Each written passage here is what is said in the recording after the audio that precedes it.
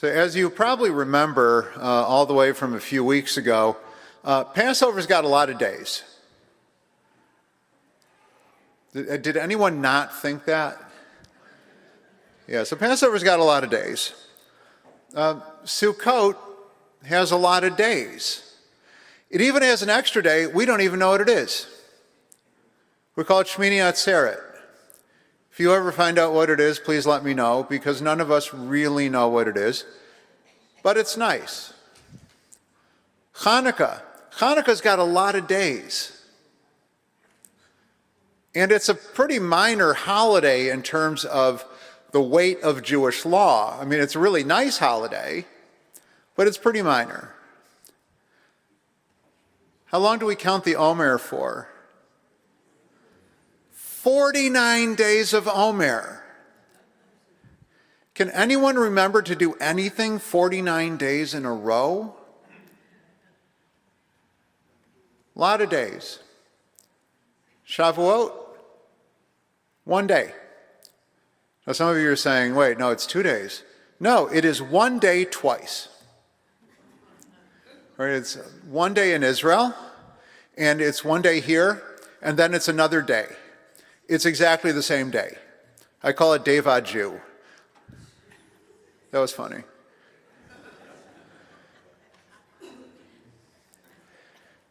I thought so. Shavuot doesn't even get its own date.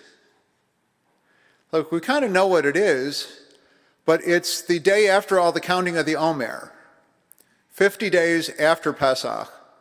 You're like saying, oh yeah, my birthday is 50 days after Arbor Day.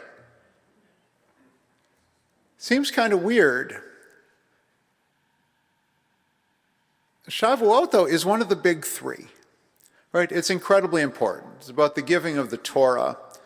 Yet, I feel it just gets missed so much because it's just 1 day.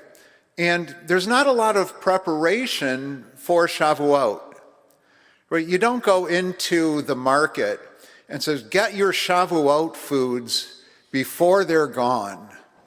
Right? The Shavuot food doesn't appear on the shelves 4 months before Shavuot. Right? Cheesecake is there all the time, by the way. Right? So it feels in some ways not special, but I think that this is actually the power of Shavuot is that it's a reminder to not miss the small things in your life. Not miss those moments that are so brief and so fleeting that you think, oh, I missed it this time, I'll get it next time. Shavuot teaches that the small moments are just as powerful than the big moment, as the big moments, which we really spend so much time thinking about and worrying about and preparing for. What really matters ultimately on this is the people that you share these moments with. Even if it's brief, even if it's fleeting, even if you will never get the moment back, Shavuot is a reminder that it's infinitely precious and infinitely valuable because of the people in our lives. And in the Torah reading, it talks about V'simachta lifnei Adonai Elohecha ata uvincha uvitacha v'avdacha v'amarcha v'halevi asher b'sha'arecha v'hager v'hayatom v'almana asher b'kirbacha.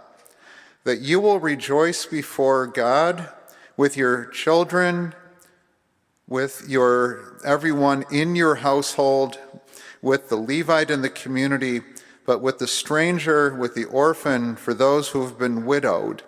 And the word v'samachta, rejoice, it's the same for a 1-day holiday as it is for a 7 or 8 day holiday. There's no diminishment in the amount of joy, but what it talks about is the people that you celebrate with. That there's a power here that Rabbeinu Bachya talks about. Rabbeinu Bachya was a great Sephardic rabbi, and he talks about why these people are mentioned that you are to celebrate with. And he said, our sages said that God said, 4 of them belong to me, and 4 of them are yours.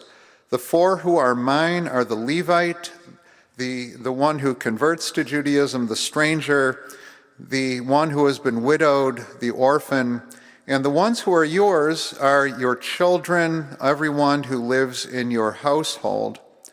And if you ensure that those who are mine can enjoy the festival, I will make sure that those who are yours will enjoy the festival as well. So what it means is that our obligation to celebrate the holiday extends beyond our immediate circles. It extends beyond our household, and it's to make sure that everyone who has been disenfranchised or has been marginalized has a place to be in the world, has a chance to rejoice. And what Rabbeinu Bachia is really emphasizing here, and I think what really struck me, is that we're not celebrating with them just for their sake. We don't celebrate with people who've had a hard time in life or those who've been marginalized just for their sake, but because it actually makes our lives better as well. We're not doing them a favor, they're helping us rejoice in life as well. They bring different perspectives, they bring different stories of resilience and courage, and that makes our lives better in happier and less frustrated ways. Because I think the more obsessed we are with ourselves, the more obsessed we are about just those in our own circle, we miss a lot of joy, we miss a lot of richness in our lives, that we become narrower and narrower, feeling more trapped in our ego. If the idea of the Exodus was to be expansive, we have to make sure that we don't go back to narrowness. And there is a feeling like things are closing in on us again in some ways. We can't give in to that feeling. We have to find a way to be, I would say, Jewishly optimistic, because we don't overdo it. Jewishly optimistic means things will be okay, just not this afternoon. But it's going to be okay. As long as we keep that sense of expansiveness, as long as we connect with those fleeting moments, as long as we appreciate the preciousness of our lives. So don't miss your life waiting for everything to be perfect. Don't miss your life waiting just for the big things to happen. Don't miss the joy of being with others just because you think that maybe they're not your kind of people. If you open your hearts to the small things in life and to the infinite variety of humanity and creation, you will rejoice, you will be sameach in all of your life. Good Yontif.